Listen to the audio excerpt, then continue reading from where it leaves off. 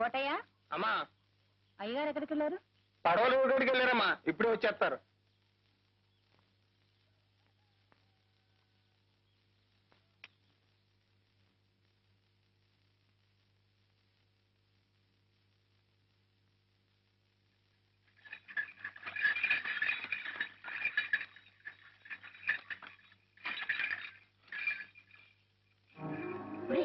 కరుణ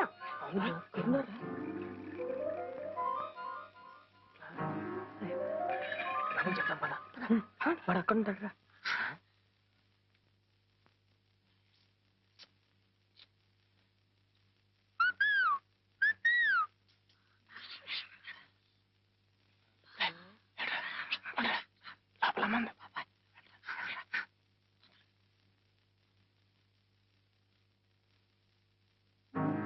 ఏంట్రా బాబాయ్? కరుణ ఎత్తుల బండి మీద ఫస్ట్ టైం ఎప్పుడు నిజంగానా? అవునరా, కాలంతో వచ్చి చూడు బయట దాదా.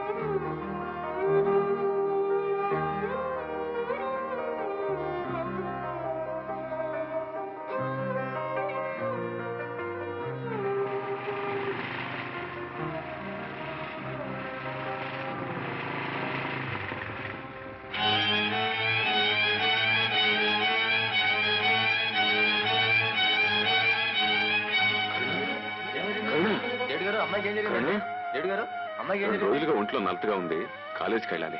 ఒంట్లో బానప్పుడు చదువులు ఎందుకండి, ఇంటికి తీసుకెళ్లి వైద్యం కరుణ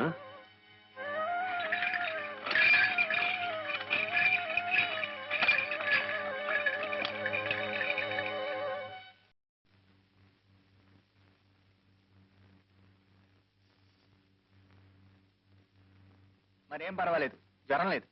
అయితే రేపే కాలేజీకి పంపించేయమంటారా? లాభం లేదమ్మా, 4 రోజులు రెస్ట్ అవసరం. నీకేమన్నా మర్చిపోయిందా? డాక్టర్ గారేమో 4 రోజులు రెస్ట్ తీసుకోమంటున్నారు. ఇప్పుడు ఇది కాలేజీకి వెళ్ళకపోతే అక్కడేం కొంపలు మిలిగిపోలే. కాలేజీకి లీవ్ లెటర్ పంపిస్తాను. ఈ బెల్ట్ వేసుకోమ్మా, కొంచెం మంచినీళ్ళు ఇవ్వండి.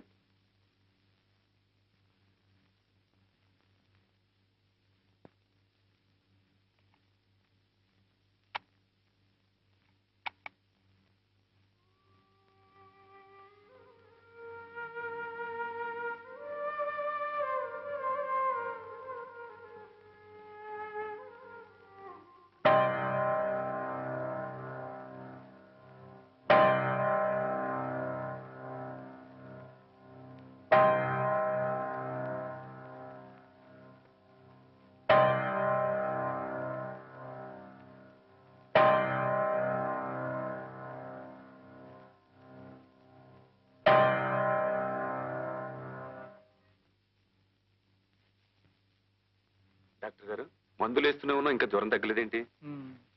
నాకు అదే అర్థం కావట్లేదండి.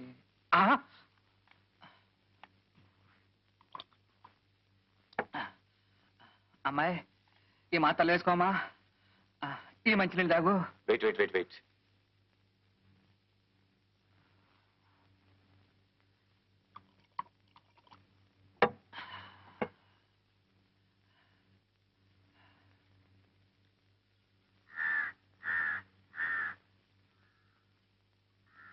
కాలేజీకి పోకుండా ఉండడానికి జ్వరం రావాలి ఉల్లిపాయ పెట్టావు. ఇప్పుడు ఆ జ్వరం కాస్త పోయింది, మరి ఇప్పుడు ఏం చేయదలుచుకున్నావు?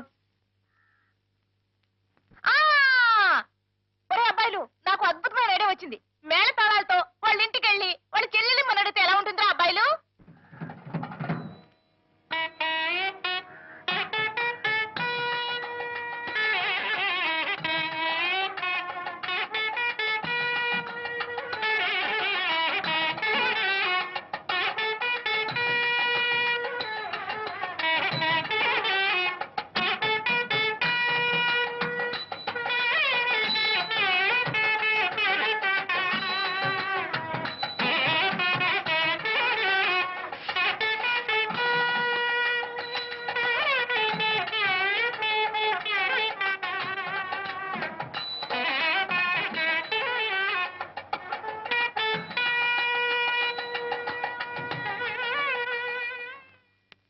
నమస్కారం అండి. మ్మ్. అమ్మా నమస్కారం. నమస్కారం. మ్మ్. హా, ఏమిటో బాజా భజంత్రులు హడావుడి ఊరేగింప? ఊరేగింపు కాదండి, మీతో ఒక ముఖ్యమైన విషయం మాట్లాడడానికి వచ్చాం. అలా లోపలికి వెళ్ళి మాట్లాడుకుంటే ఆ? వద్దండి, ఇక్కడే మాట్లాడండి. ఇక్కడే. నువ్వు చెప్పరా బాబాయ్? నేనా? నువ్వు చెప్పరా? నువ్వు చెప్పారా అబ్బాయి? చెప్పేనా?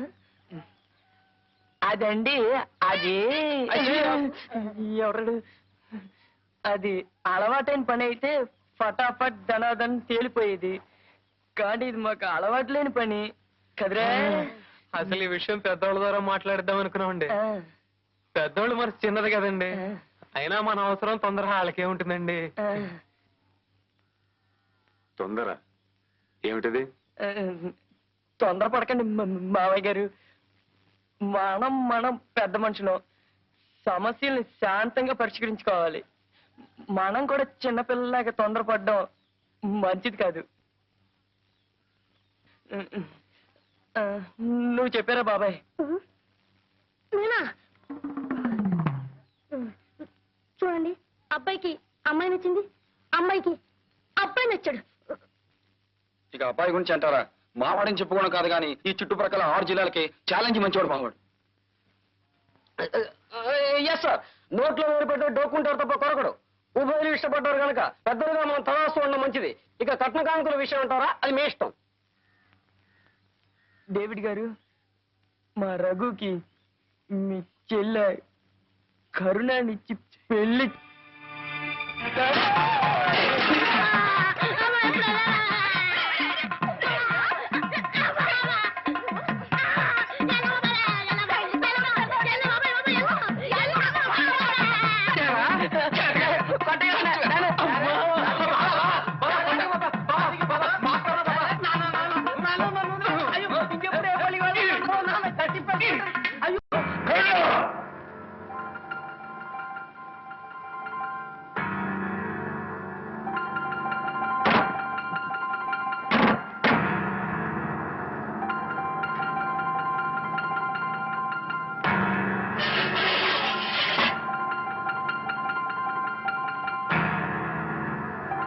రాస్కెల్! ఎంత ధైర్యమే నీకు? ఆ కుర్ర కుంకల్ని మంటిగా రప్పిస్తావా? నిన్నేం చేసినా పాపలేదే. నన్ను చూస్తేనే సింహాన్ని చూసిన లేడి పిల్లల్లా పరిగెత్తే ఆ కుర్ర కుంకలు నా ఇంటికొచ్చి నా ఎదుట నిలబడి నా చెల్లెలు అడుగుతారా? ఇదంతా నువ్వు తెలుసుకోదు. పాపిష్టిదానా, 10 మందిలో నా పొరుగు ప్రతిష్టల్ని బజారుకి ఎక్కిస్తావా? నీకు నడక నేర్పానే, నువ్వు మోజుపడ్డావని ఆటాపాటా నేర్పించాను. నిన్ను అల్లారు ముద్దుగా పెంచి పెద్ద చేశానే, దానికి ప్రతిఫలంగా నువ్వు చేసిన ఘనకార్యమిదా? ఆ అలగా జనం ముందు నన్ను తలెత్తుకోలేకుండా చేస్తావా? చెప్పు.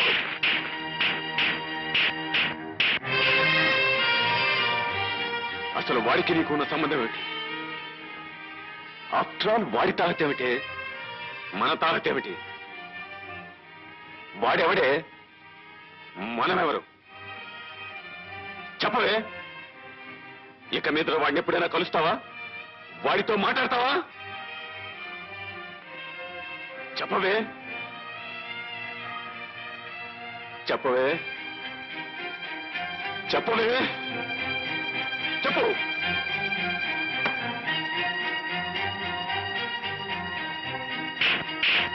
చెప్పవే.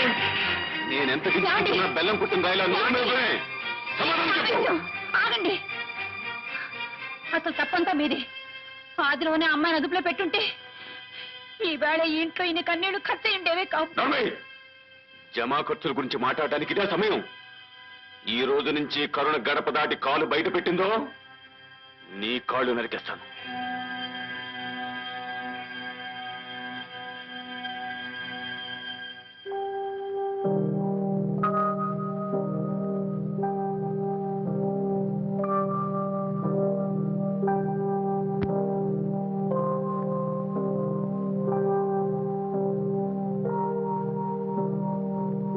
మీ అన్నయ్య నిన్ను గొడ్డును బాదినట్టు బాదినా పులక్కండా పలక్కండా నల్లరాయిలా ఉండిపోయావు. అసలు ఏమిటి ఉద్దేశం? దెబ్బలు తగిలేటప్పుడు అమ్మని తలుచుకుంటే ఏడుపు వచ్చేది. కానీ నేను నా రఘుని తలుచుకున్నాను. ఎంతో సంతోషంగా అనిపించింది. ఆ దరిద్రుడిని మర్చిపోమని ఇన్ని దెబ్బలు కొట్టింది. నువ్వు ఇంకా ఇలాగే వాగుతూ ఉంటే మీ అన్నయ్య మిమ్మల్ని ఇద్దరిని చంపి సముద్రంలో పారేస్తారు. చంపని వదిన, కాల్చి మసి చేసి సముద్రంలో కలిపేయని.